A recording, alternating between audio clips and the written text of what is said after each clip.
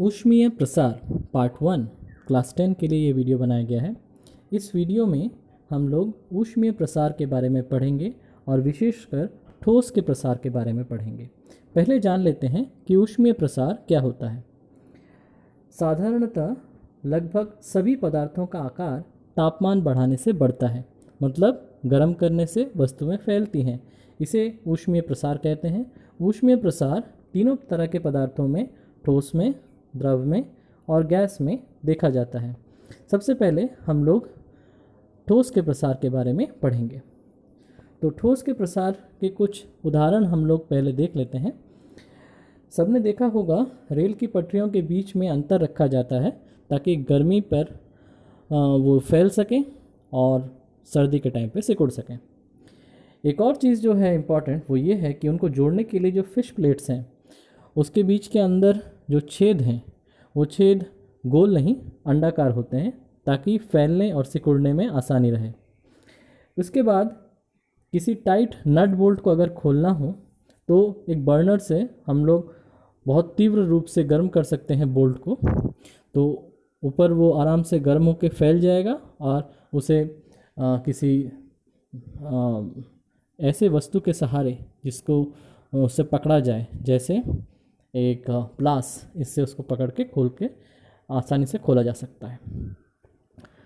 कुछ और एग्जाम्पल हैं लेकिन वो एक्सपेरिमेंटल हैं, जैसे बॉल एंड रिंग एक्सपेरिमेंट। यहाँ पर चित्र में देखो, एक बॉल और एक रिंग है। बॉल को लटकाया गया है एक जंजीर के सहारे।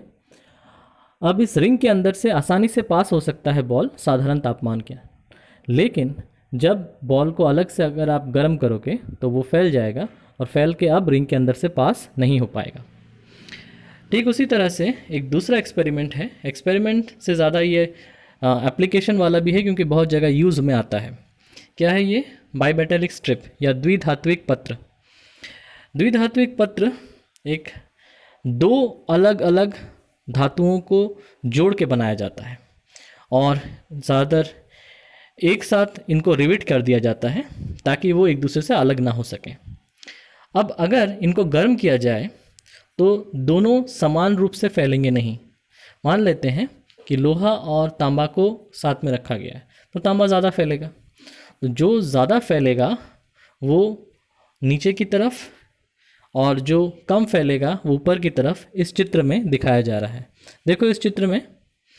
और एक और एग्जाम्पल है, यहाँ पे डायग्राम के तौर पे बताया जा रहा है कि एक कनेक्शन है, यहाँ से करंट आकर इस तरफ से जा रहा है, तो इस जगह पर एक स्विच है और ये है बाइमेटेलिक स्ट्रिप, दो अलग अलग धातु, एक डार्क कलर और एक लाइट कलर।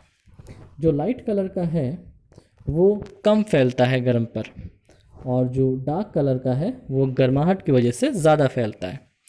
तो अगर गर्म किया जाएगा तो क्या होगा? जो ज़्यादा फैलता है, देखो ये ज़्यादा फैला है और ऊपर वाला कम फैला है, तो इस कारण ये मुड़ जाएगा तो यहाँ से कनेक्शन कट जाएगा। फ़ायदा क्या होगा? मान लेते हैं कि इस्त्री में कपड़े आयरन करते हैं, वो वाला इस्त्री में अगर तापमान बहुत अधिक हो जाए तो कपड़े जल सकते हैं, तो वो अपने आप अधिक तापमान होने पर ऑटो कट हो जाएगा।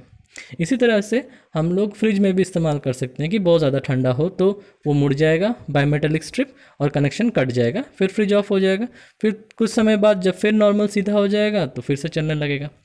तो ये बाइमेटेलिक स्ट्रिप का उदाहरण है, एग्जाम में बहुत आता है, आप भी इसको ज़रूर नोट करेंगे। उसके बाद है ऊष्मीय प्रसार गुणांक। कुछ मैथमेटिक्स है यहाँ पर, एग्ज़ाम के लिहाज से बहुत इंपॉर्टेंट। ऊष्मीय प्रसार गुणांक तीन तरह का होता है, एक रेखीय, एक क्षेत्रीय और एक आयतन। सबसे पहले पढ़ लेते हैं रेखीय प्रसार गुणांक।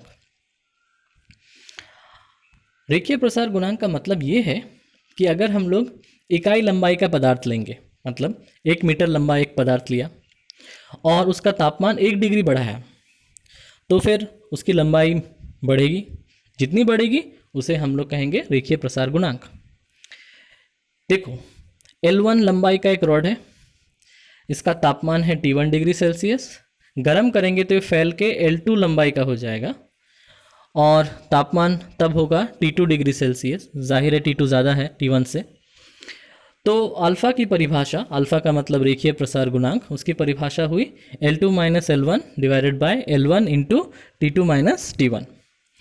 तो इसको इस परिभाषा से हम लोग कैसे मिला सकते हैं? देखो, जब L1 मतलब प्रारंभिक लंबाई इकाई है 1 मीटर, T2 माइनस T1 तापमान में अंतर 1 डिग्री सेल्सियस, तब उस क्षेत्र में अल्फ़ा और L2 माइनस L1 बराबर हो जाएंगे। कहने का मतलब ये, अल्फ़ा वो लंबाई में परिवर्तन है जब प्राथमिक लंबाई और तापमान में परिवर्तन दोनों ही एक है, इकाई है। ठीक इसी तरह से क्षेत्रीय प्रसार गुणांक को भी परिभाषित किया जा सकता है। फर्क सिर्फ ये है कि यहाँ लंबाई की जगह क्षेत्रफल है। देखो, A1 क्षेत्रफल है किसी एक थाली का, तापमान T1 डिग्री सेल्सियस, गर्म करेंगे तो वो थाली फैलेगी और फैल के हो गया A2 क्षेत्रफल, कितना तापमान पर? T2 डिग्री सेल्सियस पर। तो अब जो क्षेत्रीय प्रसार गुणांक है बीटा, उसकी परिभाषा होगी A2 minus A1 bye A1 into T2 minus T1। तो इसको भी हम लोग इस परिभाषा से कैसे समझ सकते हैं कि जब A1 और T1 माइनस T2 या T2 माइनस T1 दोनों ही एक है, 1 है, तब उस क्षेत्र में बीटा A2 माइनस A1 के साथ बराबर है। तो कहने का मतलब ये है कि बीटा या रेखीय प्रसार गुणांक क्षेत्रफल में वृद्धि है। कब? जब प्राथमिक क्षेत्रफल भी और तापमान में अंतर भी इकाई या 1 डिग्री सेल्सियस है। नेक्स्ट है आयतन प्रसार गुणांक। अब आयतन प्रसार गुणांक बिल्कुल वैसे ही, सिर्फ लंबाई की जगह या क्षेत्रफल की जगह आयतन शब्द का उपयोग किया गया है। स्टार्टिंग में आयतन था V1, T1 डिग्री सेल्सियस पे, गर्म करेंगे तो फैल जाएगा, फैल कर हो जाएगा V2 T2 डिग्री सेल्सियस पर। उसी तरह से गामा को भी परिभाषित किया जाएगा V2 minus V1 by V1 into T2 minus T1। तो यहाँ भी हम लोग कैसे इस परिभाषा से समझेंगे, क्योंकि V1 और T2 माइनस T1 जब दोनों ही एक होंगे तब उस टाइम पर गामा बराबर हो जाएगा V2 माइनस V1 के। कहने का मतलब आयतन प्रसार गुणांक या गामा वो आयतन में परिवर्तन है जब प्राथमिक आयतन और तापमान में अंतर दोनों ही एक है, इकाई है। एक एग्जाम्पल के तौर पे देख लेते हैं ऊष्मीय प्रसार गुणांकों के बीच में संबंध। ये है alpha is equal to beta by 2 is equal to gamma by 3। तो यहाँ पर देखो, alpha is equal to beta by 2 is equal to gamma by 3, ये डेरिवेशन, इसका प्रूफ तुम्हारे सिलेबस में हालांकि है नहीं। ये याद कर लेना है, इनके बीच में संपर्क है कि अल्फ़ा बीटा का आधा और गामा का 1/3 होता है। तो अगर एग्ज़ाम में तुमको अल्फ़ा दिया जाए तुम बीटा गामा निकाल सकते हो, बीटा दिया जाए तो अल्फ़ा गामा निकाल सकते हो। इस तरह से एक उदाहरण के तौर पे एक प्रॉब्लम सम दिया हुआ है, यदि किसी पदार्थ का रेखीय प्रसार गुणांक कितना है 29 इंटू 10⁻⁻6 प्रति डिग्री सेल्सियस। हाँ, ये याद रखना है कि जो इकाई है तीनों प्रसार गुणांकों की वो है प्रति degree Celsius, degree Celsius to the power -1।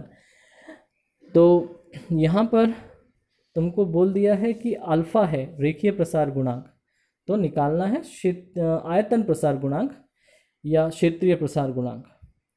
तो यहाँ पर प्रॉब्लम सम में निकाला गया है बीटा, जो कि है क्षेत्रीय प्रसार गुणांक, लेकिन उसी तरह से हम लोग आयतन प्रसार गुणांक भी निकाल सकते हैं। पहले हम लोग क्षेत्रीय प्रसार गुणांक निकाल कर देखते हैं। Alpha is equal to beta by 2, तो बीटा बराबर कितना होगा 2 अल्फ़ा, मतलब अल्फ़ा का 2 गुना कितना है 58 इंटू 10⁻⁻6 डिग्री प्रति डिग्री सेल्सियस। ठीक इसी तरह से अगर तुमको निकालने बोला जाए आयतन प्रसार गुणांक, ये होमवर्क के लिए रहा, ये तुम लोग खुद से निकाल लेना, जाहिर सा बात है 3 गुना होगा। तो इसी तरह से हम लोग आयतन प्रसार गुणांक और रेखीय प्रसार गुणांक और क्षेत्रीय प्रसार गुणांक तीनों में से कोई भी एक दिया रहे तो बाकी सब निकाल सकते हैं। नेक्स्ट हम लोग देख लेते हैं एक टेबल, जिस टेबल में है कि अलग अलग जो पदार्थ हैं उनके प्रसार गुणांक किस तरह से हैं। इस तरफ अल्फ़ा लिखा है और इस तरफ गामा दिया हुआ है। देखो, अल्फ़ा से लगभग 3 गुना है हर जगह गामा, जैसे यहाँ 25 है तो यहाँ 75, इस तरह से। एल्यूमिनियम का दिया हुआ है brass, copper, gold, iron, lead, glass, quartz, सबके यहाँ पर लिस्ट दिए हुए हैं। इनको याद करने की ज़रूरत नहीं है, ये जस्ट आइडिया देने के लिए है कि किसका प्रसार ज़्यादा या कम होता है। दिख रहा है यहाँ पर ग्लास जो पायरेक्स है बहुत कम फैलता है, लेकिन बहुत ज़्यादा फैलता है यहाँ पर लिस्ट में लेड, बहुत ज़्यादा फैलता है। फिर एल्यूमिनियम बहुत ज़्यादा फैलता है, जिसका नंबर यहाँ पे ज़्यादा है वो ज़्यादा फैलता है। तो आज के वीडियो में यहीं तक। अगले वीडियो में हम लोग द्रव और गैस के प्रसार के बारे में पढ़ेंगे। Thank you.